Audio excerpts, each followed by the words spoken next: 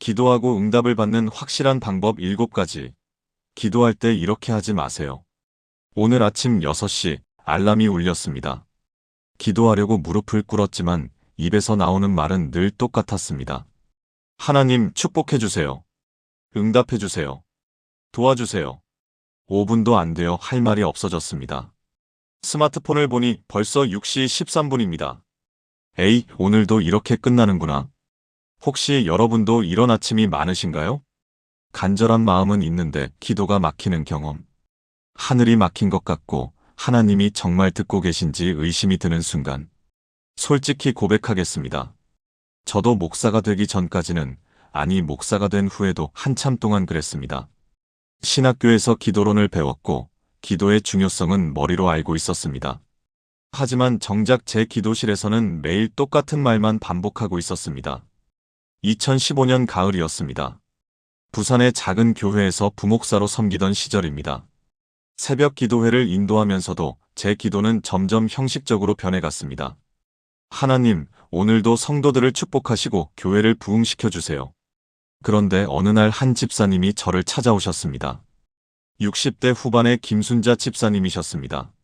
목사님, 저 40년 동안 기도했는데 제 아들이 아직도 교회에 안 나옵니다. 제가 뭘 잘못하고 있는 걸까요?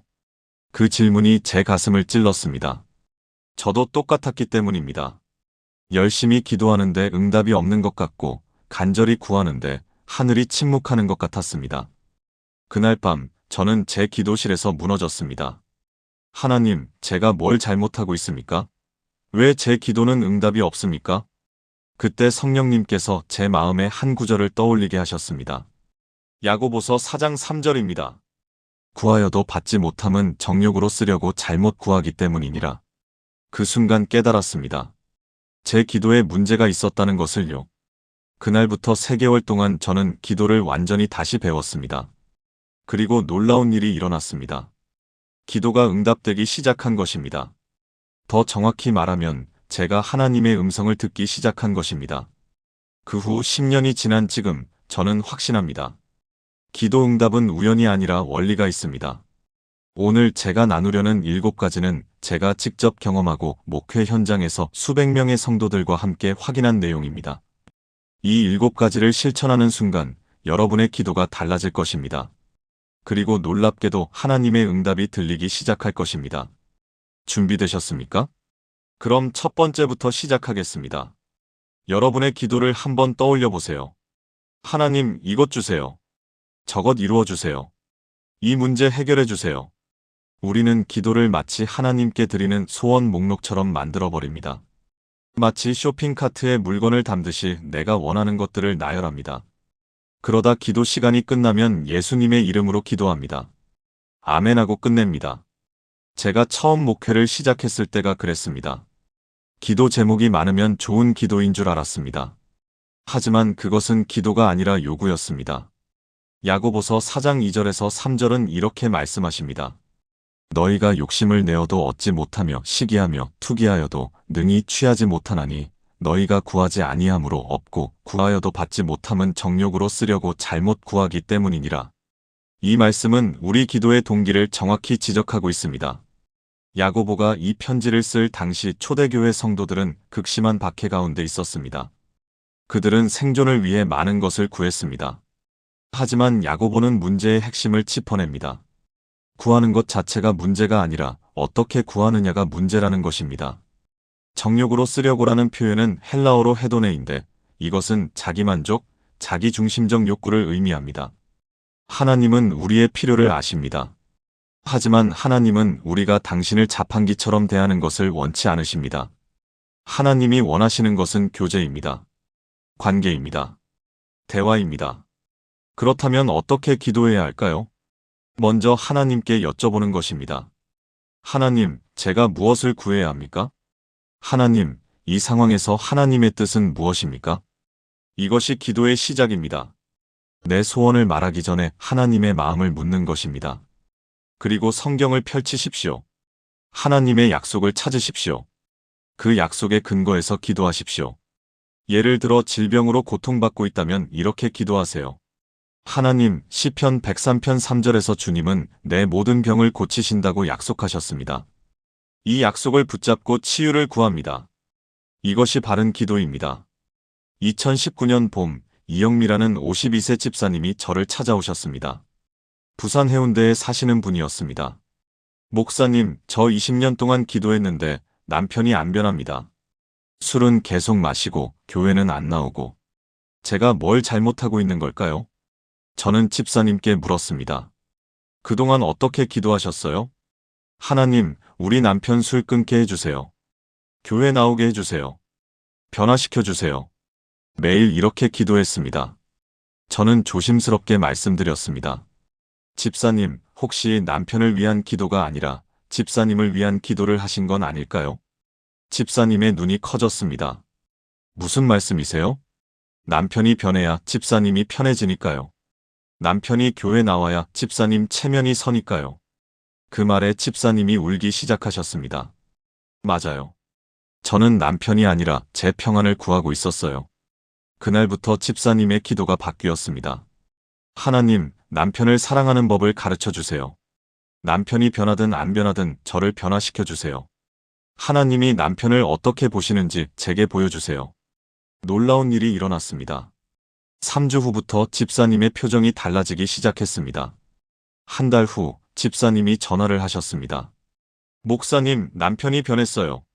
어떻게요? 아니, 남편은 똑같아요. 그런데 제가 변했어요. 남편을 있는 그대로 사랑할 수 있게 됐어요. 그랬더니 집이 평안해졌어요. 그리고 6개월 후입니다. 주일 아침 예배에 낯선 남자가 들어왔습니다. 이 집사님의 남편이었습니다. 아내가 변하니까 남편이 변한 것입니다. 기도가 소원 목록이 아니라 하나님과의 대화가 되었을 때 일어난 기적이었습니다. 사랑하는 여러분, 지금 저와 함께 이렇게 기도해 보시겠습니까? 사랑의 하나님 아버지, 그동안 제 기도가 소원 목록이었음을 고백합니다. 제 필요만 말하고 하나님의 마음을 묻지 않았습니다. 오늘부터 제 기도를 바꾸겠습니다. 먼저 하나님께 여쭙고 하나님의 뜻을 구하며 하나님의 약속에 근거해서 기도하겠습니다. 제 욕심이 아니라 하나님의 영광을 구하는 기도를 드리게 하소서. 이 고백이 진실이 되게 하시고 제 기도의 동기를 바로잡아 주소서. 예수님의 이름으로 기도합니다. 아멘. 여러분의 기도 제목을 다시 점검해 보세요. 그것이 정말 하나님의 영광을 위한 것입니까? 아니면 내 편안함을 위한 것입니까? 이제 기도의 동기가 바로 잡혔습니다. 그런데 여기서 끝이 아닙니다. 많은 분들이 무의식 중에 기도를 하나님과의 거래로 만들어버립니다. 두 번째 이야기로 가보겠습니다. 하나님, 제가 금식기도 일주일 하면 이것 들어주실 거죠? 하나님, 제가 11조 드리면 10배로 갚아주시잖아요. 하나님, 제가 봉사 많이 하니까 이 정도는 응답해 주셔야죠. 우리는 모르는 사이에 기도를 거래로 만듭니다. 내가 무언가를 하면 하나님이 응답하실 거라는 공식을 만들어버립니다. 이것은 기도가 아니라 협상입니다. 계약입니다. 하나님을 거래의 상대방으로 만드는 것입니다. 그런데 정작 응답이 없으면 어떻게 됩니까? 제가 이렇게 했는데 왜 안 들어주세요? 라며 하나님을 원망하게 됩니다. 에베소서 2장 8절에서 9절은 분명히 말씀합니다. 너희는 그 은혜에 의하여 믿음으로 말미암아 구원을 받았으니 이것은 너희에게서 난 것이 아니요 하나님의 선물이라. 행위에서 난 것이 아니니 이는 누구든지 자랑하지 못하게 함이라. 이 말씀은 구원에 대해 말하고 있지만 기도의 원리도 똑같습니다. 사도 바울이 에베소 교회에 이 편지를 쓸 때 초대교회는 두 가지 극단 사이에서 갈등하고 있었습니다. 한쪽은 율법주의였습니다. 이것을 지키면 구원받는다는 생각이었습니다. 다른 한쪽은 방종이었습니다. 은혜니까 아무렇게나 살아도 된다는 생각이었습니다. 바울은 이 둘 다를 거부합니다. 구원은 전적으로 하나님의 은혜요, 선물이라는 것입니다. 기도 응답도 마찬가지입니다. 우리가 무엇을 해서가 아니라 하나님의 은혜로 주어지는 것입니다. 물론 금식 기도가 나쁘다는 말이 아닙니다. 헌금이 나쁘다는 말도 아닙니다. 하지만 그것이 거래의 조건이 되어서는 안 됩니다. 그렇다면 우리는 어떻게 기도해야 할까요? 먼저 하나님의 은혜에 감사하는 것으로 시작하십시오. 하나님, 제게 기도할 수 있는 특권을 주셔서 감사합니다. 하나님, 저 같은 죄인을 자녀 삼아주셔서 감사합니다. 이것이 기도의 시작입니다. 내가 무엇을 드릴 수 있어서가 아니라 하나님이 이미 주신 은혜를 기억하는 것입니다. 그리고 겸손하게 구하십시오. 하나님, 제게 이것이 필요합니다. 하지만 하나님의 뜻이 이루어지기를 원합니다. 조건 없이 구하되 하나님의 주권을 인정하는 것입니다. 금식 기도를 하더라도 제가 금식했으니 들어주세요가 아니라 더 간절히 구하기 위해 금식합니다라는 마음이어야 합니다. 2020년 여름이었습니다. 코로나19로 모두가 힘들어하던 시기였습니다. 서울 강남에서 작은 식당을 운영하던 박정수 권사님, 당시 58세였습니다. 식당 문을 닫아야 할 위기에 처했습니다. 빚이 3천만 원 있었고 월세도 밀렸습니다. 권사님은 매일 새벽 4시에 일어나 금식 기도를 시작했습니다. 하나님, 제가 3개월 금식 기도하겠습니다. 이 식당 살려주세요. 1주일, 2주일이 지났지만 상황은 더 나빠졌습니다. 손님은 더 줄어들고 빚은 늘어만 갔습니다. 3주째 되던 날 새벽 권사님은 기도하다가 무너졌습니다. 하나님, 제가 이렇게 금식 기도까지 하는데 왜 안 들어주세요? 그때 성령님께서 마음에 말씀하셨습니다. 너는 지금 나와 거래하려고 하느냐? 권사님은 그 순간 깨달았습니다. 자신이 금식을 조건으로 하나님께 응답을 요구하고 있었다는 것을요. 그날부터 기도가 바뀌었습니다. 하나님, 식당이 문을 닫아도 좋습니다. 제가 원하는 것은 하나님의 뜻입니다. 이 상황에서 제가 배워야 할 것이 무엇입니까? 놀랍게도 그 다음 날부터 마음의 평안이 찾아왔습니다. 식당 상황은 그대로였지만 권사님의 마음이 변했습니다. 그리고 일주일 후입니다. 한 단골 손님이 전화를 했습니다. 권사님, 제가 아는 분이 이 근처에서 식당 찾고 있어요. 혹시 자리 옮기실 생각 없으세요? 그 손님의 소개로 권사님은 월세가 절반인 곳으로 이사를 했습니다. 그리고 그곳에서 식당이 다시 살아나기 시작했습니다. 3개월 후 빚을 모두 갚았고 6개월 후에는 저축까지 하게 되었습니다. 권사님이 제게 말씀하셨습니다. 목사님, 제가 금식해서가 아니에요. 하나님께서 은혜로 주신 거예요. 제가 포기했을 때 하나님이 일하셨어요. 기도는 거래가 아닙니다. 은혜입니다. 우리가 무엇을 해서가 아니라 하나님이 선하시기 때문에 응답하시는 것입니다. 함께 기도해 보시겠습니까? 전능하신 하나님 아버지, 그동안 기도를 거래로 생각했던 교만함을 회개합니다. 제가 무엇을 드려서가 아니라 주님의 은혜로 구원받았고 주님의 은혜로 기도할 수 있음을 고백합니다. 오늘부터 제 행위를 조건으로 내세우지 않겠습니다. 오직 주님의 은혜만을 의지하며 겸손히 주님 앞에 나아가겠습니다. 모든 것이 주님의 선물임을 믿습니다. 예수님의 이름으로 기도합니다. 아멘. 이제 기도의 동기도 바로잡았고 거래의 마음도 내려놓았습니다. 그런데 아직도 많은 분들이 기도할 때 한 가지 실수를 합니다. 바로 불신앙으로 기도하는 것입니다. 3번째로 가보겠습니다. 하나님, 이것 좀 들어주시면 안 될까요? 하나님, 혹시 가능하시다면요. 하나님, 제가 감히 이런 것까지 구해도 될까요? 이런 기도를 해본 적 있으신가요? 저는 많습니다. 특히 큰 것을 구할 때 이렇게 기도했습니다. 마치 하나님께서 못 들어주실 것 같은 태도로 기도하는 것입니다. 이것은 겸손이 아니라 불신앙입니다. 우리는 하나님의 능력을 의심하면서 기도하고 있는 것입니다. 히브리서 11장 6절은 명확하게 말씀합니다. 믿음이 없이는 하나님을 기쁘시게 하지 못하나니 하나님께 나아가는 자는 반드시 그가 계신 것과 또한 그가 자기를 찾는 자들에게 상 주시는 이심을 믿어야 할지니라. 이 말씀은 히브리서 기자가 믿음의 조상들을 소개한 후 내린 결론입니다. 아벨, 에녹, 노아, 아브라함, 모세 등 믿음의 사람들의 공통점이 무엇이었습니까? 하나님이 계시다는 것과 하나님이 상 주시는 분이라는 것을 믿었다는 것입니다. 믿어야 할진이라는 표현은 헬라어로 피스티오인데 이것은 단순한 지적 동의가 아니라 전인격적 신뢰를 의미합니다. 머리로만 아는 것이 아니라 마음으로 확신하고 삶으로 행동하는 것입니다. 기도할 때도 마찬가지입니다. 우리는 하나님이 우리의 기도를 들으시고 응답하실 것을 확신해야 합니다. 그렇다면 구체적으로 어떻게 기도해야 할까요? 먼저 하나님의 능력을 선포하십시오. 하나님, 주님은 전능하신 분이십니다. 주님께는 불가능이 없습니다. 이것은 자기 최면이 아닙니다. 성경의 진리를 선포하는 것입니다. 그리고 구체적으로 믿음으로 구하십시오. 하나님, 저는 주님께서 이것을 이루어 주실 것을 믿습니다. 이미 이루어진 것처럼 감사하십시오. 하나님, 응답해 주셔서 미리 감사드립니다. 이것이 믿음의 기도입니다.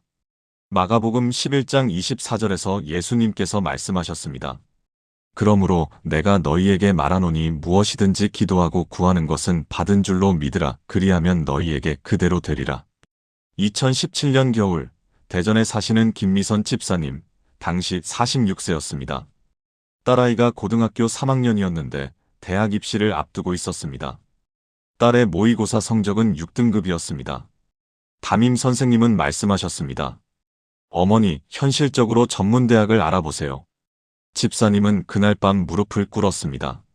하나님, 우리 딸이 좋은 대학에 가게 해주세요. 제발 좀 들어주. 그런데 기도하면서도 마음 한편에는 의심이 있었습니다. 6등급인데 무슨 수로? 한 달이 지나도 성적은 오르지 않았습니다. 집사님은 더 간절히 기도했지만 여전히 혹시나 하는 마음이었습니다. 그러던 어느 날 새벽 기도회에서 목사님 말씀을 듣게 되었습니다. 여러분, 불신앙으로 기도하고 계시지는 않습니까? 하나님은 전능하신 분입니다. 그 말씀이 가슴을 찔렀습니다. 집사님은 그날부터 기도를 바꿨습니다. 하나님, 주님은 전능하신 분이십니다. 주님께는 불가능이 없습니다. 우리 딸을 주님께서 원하시는 대학에 보내주실 것을 믿습니다. 지금부터 감사드립니다. 놀라운 일이 일어났습니다. 일주일 후 딸아이가 말했습니다. 엄마, 갑자기 공부가 이해되기 시작했어요. 2주 후 모의고사에서 4등급이 나왔습니다. 한 달 후 3등급으로 올랐습니다. 담임 선생님이 놀라서 전화를 했습니다. 어머니, 무슨 일이 있었어요? 이런 경우는 처음 봅니다. 수능 시험 당일 아침, 집사님은 딸에게 말했습니다. 하나님이 함께 하실 거야. 이미 응답하셨어. 그해 12월 딸은 인서울 4년제 대학에 합격했습니다. 성적은 2등급까지 올랐습니다. 집사님이 제게 간증하셨습니다. 목사님, 제가 믿음으로 기도하기 시작했을 때부터 달라졌어요. 하나님은 제 불신앙이 아니라 믿음에 반응하셨어요. 여러분, 지금 어떤 마음으로 기도하고 계십니까? 혹시 안 될 것 같은데 라는 생각으로 기도하고 있지는 않으신가요? 함께 기도해 보시겠습니까? 전능하신 하나님, 제 안에 있는 불신앙을 용서해 주세요. 주님의 능력을 의심했던 저를 불쌍히 여겨주소서. 오늘부터 믿음으로 기도하겠습니다. 주님은 전능하시며 주님께는 불가능이 없음을 믿습니다. 제가 구하는 것을 주님께서 이루실 것을 믿고 지금부터 감사드립니다. 이 믿음을 주시고 지켜주소서. 예수님의 이름으로 기도합니다. 아멘. 이제 믿음으로 기도하기 시작했습니다. 그런데 많은 분들이 여기서 또 하나의 실수를 합니다. 막연하게만 기도하는 것입니다. 네 번째로 가보겠습니다. 하나님 축복해 주세요. 하나님 은혜 주세요. 하나님 형통하게 해주세요. 이렇게 기도해 본 적 있으신가요? 저는 많이 했습니다. 특히 시간이 없거나 기도 제목이 명확하지 않을 때 이렇게 기도했습니다. 하지만 이것은 기도가 아니라 주문입니다. 구체적이지 않은 기도는 응답도 구체적이지 않습니다. 빌립보서 4장 6절은 이렇게 말씀합니다. 아무것도 염려하지 말고 다만 모든 일에 기도와 간구로 너희 구할 것을 감사함으로 하나님께 아뢰라. 여기서 주목할 표현이 너희 구할 것을입니다.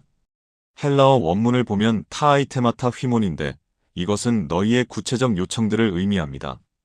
바울이 이 편지를 쓸 당시 빌립보 교회는 여러 어려움을 겪고 있었습니다. 내부 갈등도 있었고 외부 박해도 있었습니다. 바울은 그들에게 염려하지 말라고 하면서 동시에 구체적으로 기도하라고 권면합니다. 막연한 염려를 구체적 기도로 바꾸라는 것입니다. 하나님은 우리가 구체적으로 무엇을 원하는지 알기 원하십니다. 물론 하나님은 이미 다 아십니다. 하지만 우리가 구체적으로 말하는 과정에서 우리 자신이 정리되고 믿음이 분명해집니다.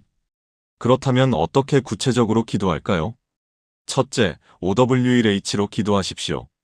누가, 언제, 어디서, 무엇을, 왜, 어떻게. 하나님, 우리 딸 수진이가 다음 주 화요일 면접에서 떨지 않고 자신있게 말할 수 있게 해주세요. 이렇게 구체적으로 기도하는 것입니다. 둘째, 숫자를 넣으십시오. 하나님, 이번 달까지 200만 원이 필요합니다. 하나님, 3개월 안에 이 문제가 해결되기를 기도합니다. 구체적인 숫자가 들어가면 기도가 명확해집니다. 셋째, 시간을 정하십시오. 하나님, 오늘부터 한 달간 매일 새벽에 이것을 놓고 기도하겠습니다. 시간을 정하면 집중할 수 있고 응답도 분명히 알 수 있습니다. 2021년 봄, 인천에 사시는 최영호 권사님, 당시 61세였습니다. 은퇴를 앞두고 있었는데 퇴직금으로 작은 가게를 하려고 했습니다. 권사님은 매일 기도했습니다. 하나님, 좋은 가게 자리 주세요. 장사 잘 되게 해주세요. 6개월이 지났지만 마땅한 자리를 찾지 못했습니다. 보이는 자리마다 월세가 너무 비싸거나 위치가 좋지 않았습니다. 권사님은 점점 지쳐갔습니다. 그러던 어느 날 저를 찾아오셨습니다. 목사님, 제가 뭘 잘못하고 있는 걸까요? 저는 권사님께 여쭤봤습니다. 구체적으로 어떤 가게를 원하세요? 그냥 장사가 잘 되는 가게요. 위치는요? 크기는요? 월세 예산은요? 권사님은 대답하지 못했습니다. 막연하게만 기도하고 있었던 것입니다. 그날 저는 권사님과 함께 구체적인 기도 제목을 정리했습니다. 하나님, 인천 부평구 부평역 반경 500m 이내, 1층 상가, 전용 면적 15평, 월세 150만 원 이하, 커피숍을 할 수 있는 자리를 주소서. 3개월 안에 찾게 해주소서. 권사님은 이 기도를 매일 드리기 시작했습니다. 그리고 2주 후입니다.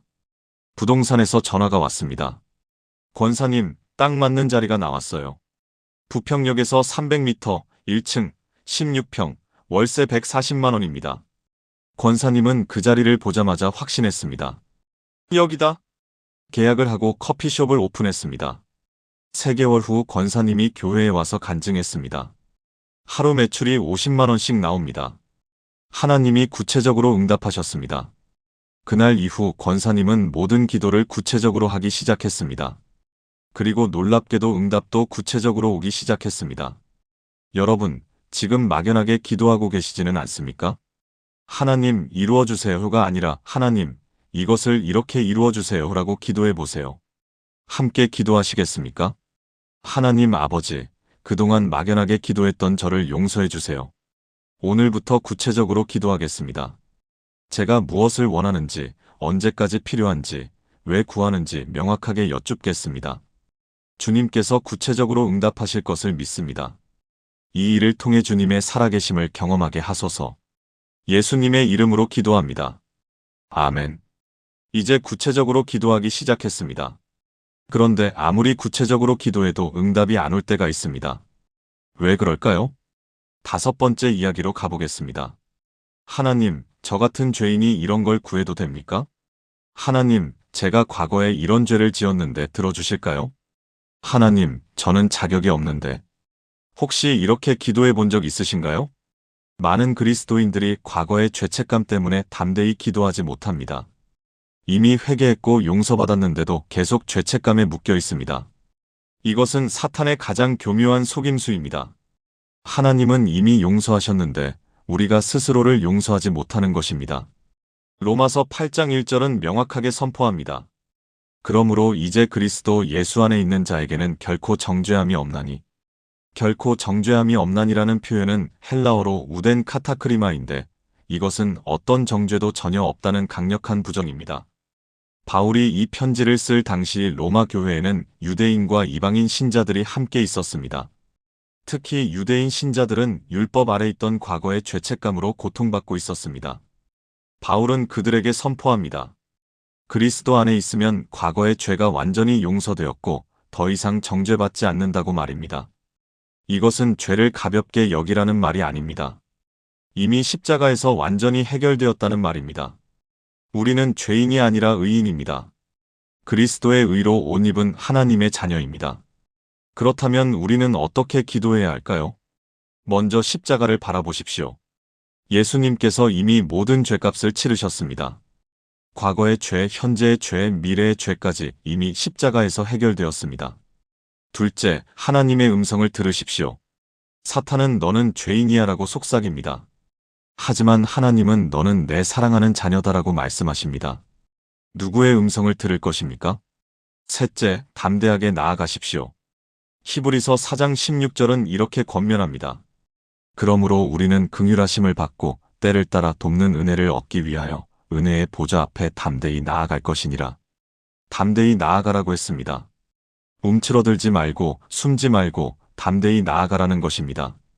2018년 가을, 광주에 사시는 정밀한 집사님, 당시 49세였습니다. 집사님은 20년 전 큰 죄를 지었습니다. 남편 몰래 친구의 돈 1천만 원을 보증을 섰다가 날렸습니다. 그 일로 가정이 거의 파탄 지경까지 갔습니다. 다행히 남편이 용서해줬고 10년에 걸쳐 빚을 갚았습니다. 하지만 집사님의 마음속에는 죄책감이 그대로 남아 있었습니다. 기도할 때마다 그 생각이 떠올랐습니다. 하나님, 저 같은 죄인이 기도해도 들으시겠습니까? 그렇게 10년을 보냈습니다. 그러던 어느 날 딸이 대학 입시를 앞두고 있었습니다. 집사님은 기도하고 싶었지만 또 죄책감이 밀려왔습니다. 내가 무슨 자격으로? 새벽 기도회에 나갔지만 기도가 나오지 않았습니다. 그런데 그날 목사님 말씀이 로마서 8장 1절이었습니다. 그리스도 예수 안에 있는 자에게는 결코 정죄함이 없나니. 그 말씀이 가슴을 뚫고 들어왔습니다. 결코 정죄함이 없다. 집사님은 그 자리에서 울음을 터뜨렸습니다. 하나님께서 이미 용서하셨는데 자신이 스스로를 용서하지 못하고 있었던 것입니다. 그날부터 집사님의 기도가 달라졌습니다. 하나님 감사합니다. 저를 용서해 주셔서, 저를 의롭다 하셔서, 저를 자녀 삼아 주셔서 감사합니다. 이제 담대히 나아갑니다. 놀라운 일이 일어났습니다. 기도할 때마다 평안이 찾아왔습니다. 죄책감 대신 감사가 넘쳤습니다. 그리고 딸은 원하던 대학에 합격했습니다. 하지만 더 놀라운 것은 집사님의 변화였습니다. 20년 동안 짊어지고 살던 죄책감에서 자유로워진 것입니다. 집사님이 간증했습니다. 목사님, 20년을 묶여 살았어요. 하나님은 진작에 용서하셨는데 제가 스스로를 용서하지 못했어요. 이제야 자유로워졌어요. 그 후 집사님은 같은 아픔을 겪는 사람들을 위로하는 사역을 시작했습니다. 과거의 죄책감에서 자유로워진 사람만이 할 수 있는 사역이었습니다. 여러분, 혹시 과거의 죄책감 때문에 담대히 기도하지 못하고 계십니까? 십자가를 보십시오. 예수님께서 이미 모든 것을 해결하셨습니다. 함께 기도하시겠습니까? 사랑하는 하나님 아버지, 과거의 죄책감에 묶여 살았던 저를 용서해 주세요. 주님은 이미 십자가에서 모든 죄를 용서하셨는데 제가 스스로를 용서하지 못했습니다. 오늘 선포합니다. 저는 그리스도 예수 안에 있으므로 결코 정죄함이 없습니다. 저는 죄인이 아니라 의인입니다. 저는 하나님의 사랑받는 자녀입니다. 이제 담대히 은혜의 보좌 앞에 나아갑니다. 이 자유를 지켜주시고 날마다 누리게 하소서. 예수님의 이름으로 기도합니다. 아멘. 과거의 죄책감에서 자유로워졌습니다. 이제 담대히 기도할 수 있습니다. 그런데 한 가지 더 중요한 것이 있습니다. 6번째로 가보겠습니다. 하나님, 제 기도는 제가 알아서 할게요. 다른 사람한테 말하기 부끄러워요. 제 문제는 제가 혼자 해결하고 싶어요. 혹시 이런 생각으로 혼자만 기도하고 계신가요? 물론 개인 기도는 중요합니다. 골방 기도는 반드시 필요합니다. 하지만 하나님은 우리가 함께 기도하기를 원하십니다. 마태복음 18장 19절에서 20절을 보십시오. 진실로 다시 너희에게 이르노니 너희 중에 두 사람이 땅에서 무엇이든지 합심하여 구하면 하늘에 계신 내 아버지께서 그들을 위하여 이루어 주시리라. 두세 사람이 내 이름으로 모인 곳에는 나도 그들 중에 있느니라. 예수님께서 친히 약속하신 말씀입니다. 두 사람이 합심하여 구하면 하늘 아버지께서 이루어 주신다는 것입니다. 이 말씀을 하실 당시 예수님은 제자들에게 교회의 원리를 가르치고 계셨습니다. 혼자가 아니라 함께, 개인이 아니라 공동체, 이것이 하나님 나라의 방식입니다. 합심하여라는 표현은 헬라어로 심포네오인데 이것은 함께 소리를 낸다, 조화를 이룬다는 의미입니다. 심포니 오케스트라처럼 여러 악기가 조화를 이루어 아름다운 음악을 만들어내듯이 우리의 기도도 함께할 때 더 큰 능력이 있습니다. 그렇다면 구체적으로 어떻게 해야 할까요? 첫째, 기도 동역자를 찾으십시오. 같은 교회 성도 중에 함께 기도할 수 있는 사람을 찾으세요. 집사님, 저와 함께 기도해 주시겠어요? 하고 부탁하세요. 둘째, 구체적인 기도 제목을 나누십시오. 부끄러워 말고 솔직하게 나누세요. 저 지금 이런 어려움이 있는데 함께 기도해 주세요. 셋째, 정기적으로 만나서 기도하십시오.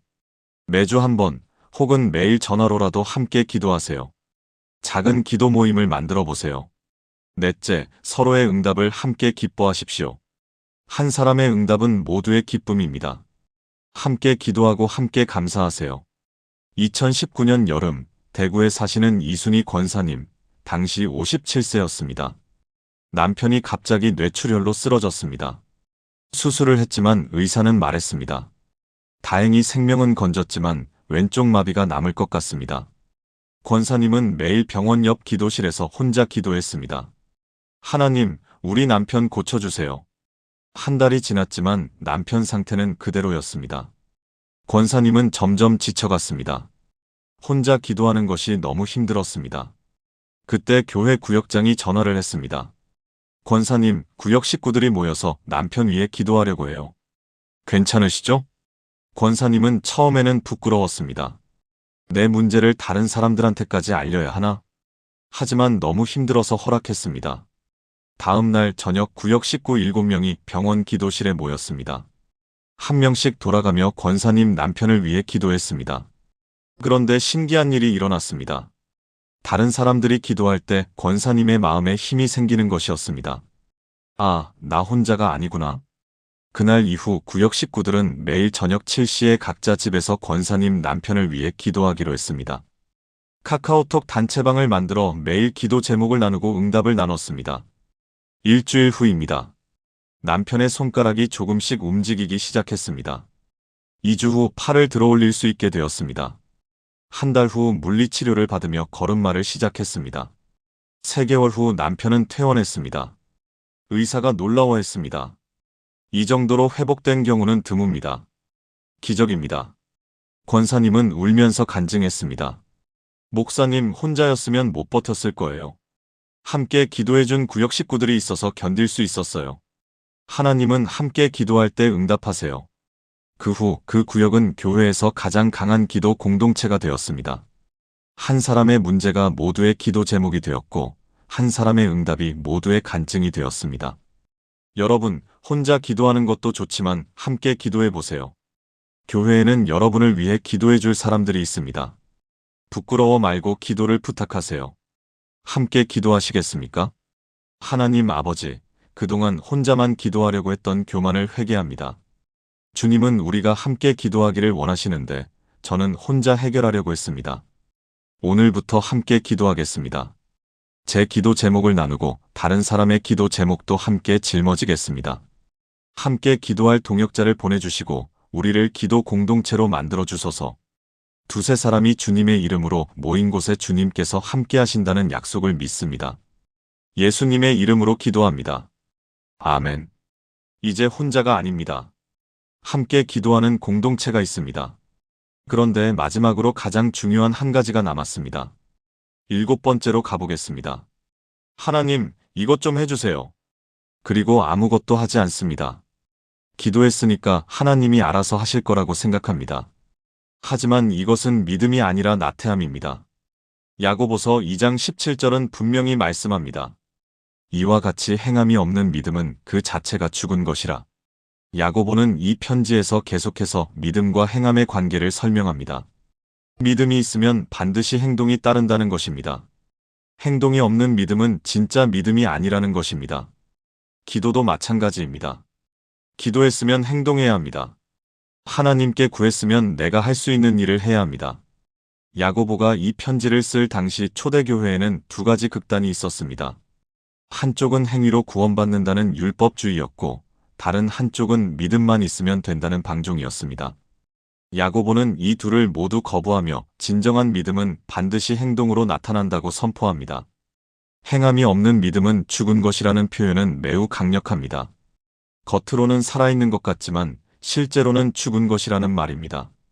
그렇다면 구체적으로 어떻게 해야 할까요? 첫째, 기도한 후에 하나님, 제가 무엇을 해야 합니까? 물으십시오. 기도는 끝이 아니라 시작입니다. 하나님께 구한 후에는 내가 할 일을 물어야 합니다. 둘째, 하나님이 열어주신 문으로 들어가십시오. 기도하면 하나님께서 길을 보여주십니다. 그 길로 가야 합니다. 머뭇거리지 말고 순종하십시오. 셋째, 작은 것부터 시작하십시오. 큰 것을 기다리지 말고 지금 할 수 있는 작은 것을 하세요. 하나님은 충성된 자에게 큰 것을 맡기십니다. 넷째, 끝까지 포기하지 마십시오. 갈라디아서 6장 9절은 이렇게 격려합니다. 우리가 선을 행하되 낙심하지 말지니 포기하지 아니하면 때가 이름에 거두리라. 2022년 봄 서울 강서구에 사시는 한미경 집사님, 당시 44세였습니다. 집사님은 10년 동안 아이를 갖기 위해 기도했습니다. 병원도 다녔고 시험관 시술도 3번 했지만 실패했습니다. 집사님은 매일 새벽 기도로 나갔습니다. 하나님, 아이를 주세요. 한 해, 두 해, 세 해가 지났습니다. 집사님은 점점 지쳐갔습니다. 기도만 해서는 안 되는 건가? 그러던 어느 날 목사님과 상담하게 되었습니다. 목사님이 물으셨습니다. 집사님, 기도한 후에 무엇을 하셨어요? 기도했으니까 하나님이 주실 거라고 믿었어요. 그런데 집사님이 할 수 있는 일이 있지 않을까요? 그 질문에 집사님은 생각했습니다. 병원 치료 외에 더 할 수 있는 것이 무엇일까? 건강관리, 스트레스 관리, 생활 습관 개선. 집사님은 그날부터 달라졌습니다. 매일 새벽 기도는 계속했지만 동시에 행동하기 시작했습니다. 매일 아침 30분씩 걷기 시작했습니다. 음식을 유기농으로 바꿨습니다. 스트레스 받는 일을 줄이고 긍정적인 생각을 하려고 노력했습니다. 남편과 함께 부부 상담도 받았습니다. 3개월 후 집사님은 임신을 했습니다. 10년 만의 기적이었습니다. 의사가 말했습니다. 축하합니다. 몸 상태가 많이 좋아졌네요. 집사님이 간증했습니다. 목사님, 깨달았어요. 기도는 하나님께 맡기는 것이지만 동시에 제가 할 일을 하는 거였어요. 기도만 하고 손 놓고 있으면 안 되는 거였어요. 10개월 후 집사님은 건강한 딸을 낳았습니다. 출산 후 집사님이 제게 말씀하셨습니다. 목사님, 10년 동안 기도만 했어요. 그런데 기도하고 행동했을 때 응답이 왔어요. 하나님은 우리가 동역하기를 원하세요. 그 후 집사님은 같은 고민을 하는 자매들을 위해 건강한 임신을 위한 생활 습관 세미나를 열었습니다. 집사님의 간증을 듣고 많은 자매들이 희망을 얻었습니다. 그리고 그중 몇 명은 실제로 아이를 갖게 되었습니다. 여러분, 기도만 하고 계시지는 않습니까? 기도했으면 일어나서 행동하세요. 하나님은 우리의 동역자이십니다. 함께 일하기를 원하십니다. 함께 기도하시겠습니까? 전능하신 하나님 아버지, 그동안 기도만 하고 행동하지 않았던 나태함을 회개합니다. 주님께 맡긴다는 핑계로 제가 해야 할 일을 하지 않았습니다. 오늘부터 기도하고 행동하겠습니다. 주님께 구한 후에 제가 할 일을 묻고 순종하겠습니다. 주님이 열어주신 문으로 들어가며 작은 것부터 시작하겠습니다. 포기하지 않고 끝까지 달려가겠습니다. 주님과 동역하는 기쁨을 누리게 하소서. 예수님의 이름으로 기도합니다. 아멘. 사랑하는 여러분, 지금까지 나눈 7가지 말씀을 하나의 기도로 드리겠습니다. 함께 기도하시겠습니까? 사랑하는 하나님 아버지, 오늘 이 시간 기도 응답의 확실한 방법 7가지를 깨닫게 하심을 감사드립니다. 기도를 소원 목록으로 만들지 않고 하나님과의 대화로, 거래가 아니라 은혜로, 불신앙이 아니라 믿음으로, 막연함이 아니라 구체적으로, 죄책감이 아니라 담대함으로, 혼자가 아니라 함께, 기도만이 아니라 행동으로 기도하게 하심을 감사드립니다. 오늘부터 저의 기도가 완전히 바뀔 것을 선포합니다. 먼저 하나님의 뜻을 묻고 은혜에 감사하며 전능하신 주님을 믿고 구체적으로 구하며 과거의 죄책감을 벗어버리고 동역자와 함께 기도하며 행동으로 순종하겠습니다. 야고보서 4장 3절 말씀대로 정욕으로 쓰지 않고 하나님의 영광을 위해 기도하겠습니다. 에베소서 2장 8절에서 9절 말씀대로 구원이 은혜의 선물이듯 기도 응답도 은혜의 선물임을 믿습니다. 히브리서 11장 6절 말씀대로 하나님이 계신 것과 상 주시는 이심을 믿으며 나아갑니다. 빌립보서 4장 6절 말씀대로 구할 것을 구체적으로 아뢰겠습니다. 로마서 8장 1절 말씀대로 그리스도 예수 안에 있는 저에게는 결코 정죄함이 없음을 선포합니다. 마태복음 18장 19절에서 20절 말씀대로 두세 사람이 합심하여 구할 때 하늘 아버지께서 이루어 주심을 믿습니다. 야고보서 2장 17절 말씀대로 행함이 있는 믿음으로 살아가겠습니다. 이 7가지를 날마다 실천하게 하시고 기도의 응답을 구체적으로 경험하게 하소서. 제 기도가 하늘에 상달되며 하나님의 음성이 제 영혼에 들려오게 하소서. 기도할 때마다 주님과 깊이 교제하며 주님의 마음을 알아가게 하소서. 이 모든 것이 저의 힘이 아니라 주님의 은혜임을 고백하며 모든 영광을 주님께만 돌립니다. 살아계신 예수 그리스도의 이름으로 기도합니다. 아멘. 사랑하는 여러분, 지금까지 기도하고 응답을 받는 확실한 방법 7가지를 함께 나눴습니다. 첫째, 기도를 내 소원 목록으로 만들지 말고 하나님과의 대화로 만드십시오. 둘째, 기도를 거래로 생각하지 말고 은혜로 받아들이십시오. 셋째, 불신앙으로 기도하지 말고 믿음으로 담대히 구하십시오. 넷째, 막연하게 기도하지 말고 구체적으로 기도하십시오. 다섯째, 과거의 죄책감을 붙들지 말고 십자가의 용서를 붙드십시오. 여섯째, 혼자만 기도하지 말고 함께 기도하는 공동체를 만드십시오. 일곱째, 기도만 하고 손 놓지 말고 기도하며 행동하십시오. 이 7가지가 여러분의 삶에 뿌리 내릴 때 놀라운 일이 일어날 것입니다. 기도가 응답되는 것을 경험하게 될 것입니다. 더 정확히 말하면 하나님과 깊이 교제하며 하나님의 음성을 듣게 될 것입니다. 오늘부터 시작하십시오. 지금 당장 무릎을 꿇고 이 7가지를 실천해 보십시오. 한 달 후, 석 달 후, 1년 후 여러분의 기도가 어떻게 달라졌는지 돌아보십시오. 분명히 간증거리가 생길 것입니다. 오늘 이 말씀이 마음에 와 닿으셨다면 좋아요 버튼을 눌러주시고 댓글로 아멘이라고 고백해주세요. 그리고 이 말씀이 필요한 분들께 공유해주세요. 함께 기도 응답을 경험하는 믿음의 공동체가 되기를 소망합니다. 하나님께서 여러분의 기도를 들으시고 놀라운 방법으로 응답해 주실 줄 믿습니다. 여러분의 삶에 하나님의 은혜가 충만하기를 축복합니다. 기도의 능력을 경험하시고 날마다 하나님과 깊이 교제하는 복된 성도가 되시기를 주님의 이름으로 축원합니다. 감사합니다.